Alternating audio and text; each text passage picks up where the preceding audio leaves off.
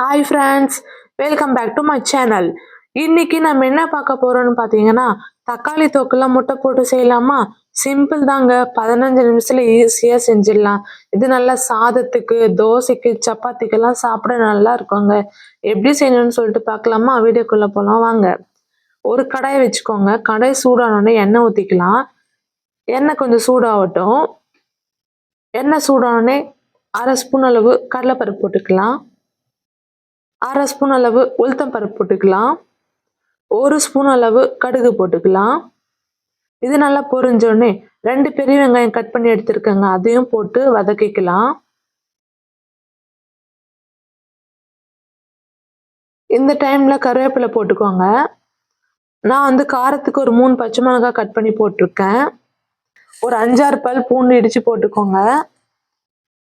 நல்லா வதங்கட்டும்.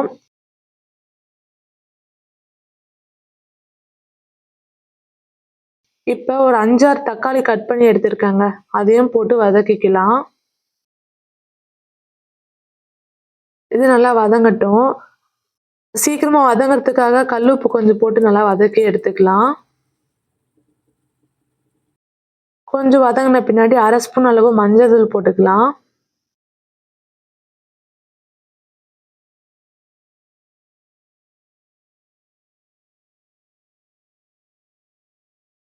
மஞ்சள் தூள் போட்டு நல்லா வதங்கட்டும்.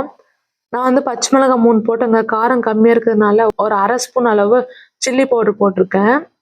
1/2 ஸ்பூன் அளவு தனியாத்தூள் போட்டிருக்கேன். இதை நல்லா மிக்ஸ் பண்ணி விடுங்க. நல்லா வதங்கட்டும்.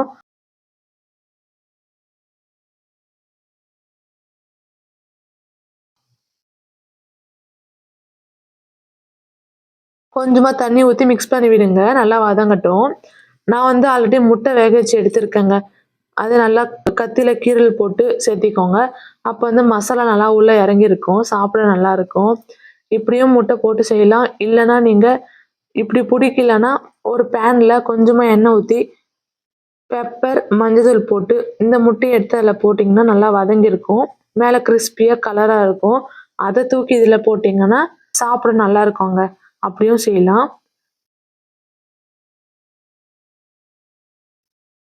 கொத்தமல்லி லாஸ்ட்டாக தூவி விட்டுடுங்க. அவ்வளோதாங்க, முடிஞ்சிருச்சு. சிம்பிள் தாங்க. 15 நிமிஷத்தில் ஈஸியாக செஞ்சிடலாம். நான் வந்து எங்கேயாச்சும் வெளியே போயிட்டு வீட்டுக்கு வரும்போது நல்லா பசி எடுக்குங்க. அப்போ எதுவுமே சாம்பார் இல்லைன்னா இப்படி தான் சிம்பிளாக ஈஸியாக ஒரு 15 நிமிஷத்தில் செஞ்சிட்டிங்கன்னா சீக்கிரமாகவும் சாப்பிட்டுக்கலாம்.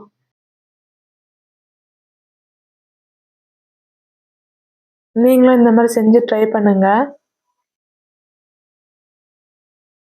யாரெல்லாம் என்ன மாதிரி யோசிச்சு இந்த மாதிரி சமைச்சு சாப்பிட்ருக்கீங்கன்னு சொல்லிட்டு கமெண்ட் பண்ணுங்க.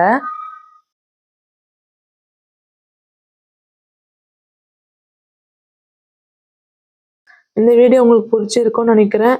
இந்த வீடியோ உங்களுக்கு பிடிச்சிருந்தா லைக் பண்ணுங்க, ஷேர் பண்ணுங்க, சப்ஸ்கிரைப் பண்ணுங்க, மறக்காம பெல் ஐக்கனை கிளிக் பண்ணிக்கோங்க. தேங்க்ஸ் ஃபார் வாட்சிங்.